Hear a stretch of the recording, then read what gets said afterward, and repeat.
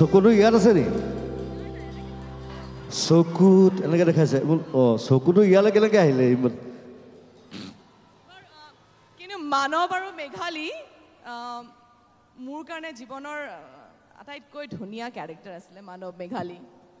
খালি আমি এটা কথা পাতি নাপালোঁ চিনেমাখনত সেইটোৱে দুখ আৰু মানে অকল চাই থাকোঁতে গ'ল এনেকৈ আৰু তোৰ নামটো মেঘালী আছিলে নি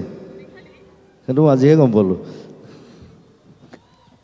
Anyway, she is so sweet. She is like family. মোৰ ঘৰৰ ছোৱালী নিচিনা চ' আমি এনেকৈ থাকোঁ যি দি উৎপাত কৰি থাকোঁ আৰু তাই মোক কয় যে আই লাভ ইউ জুবিন দা যেতিয়া দুপেক খাই লয় তেতিয়া মোলৈ মনত পৰে তাই আই লাভ ইউ জুবিন দা পুৰা মাল খায় দেখাতে এনেকুৱা মই সেইটো কোনো পৃথিৱীত কোনেও বিশ্বাস নকৰে আৰু এটা কথা মই কওঁ মই আচলতে জুবিন দাক বুলি নামাতো মই জুবিন দাক গলিদা বুলি নামাতো পাহৰিলে মই ভিনদেউ বুলি মাতো এই শব্দটো মই বেয়া পাওঁ মানে ভিনদেউ বুলি ক'লে খং উঠি যায় তাক সেইটো জোকাই থাকে মোক আৰু খালি আটাইতকৈ দম থকা ছোৱালী এজনী দেই অসমৰ মানে মই তাক বাহিৰৰ দেশতো পাইছোঁ একো পাত্তা নিদিয়ে মানে কোনো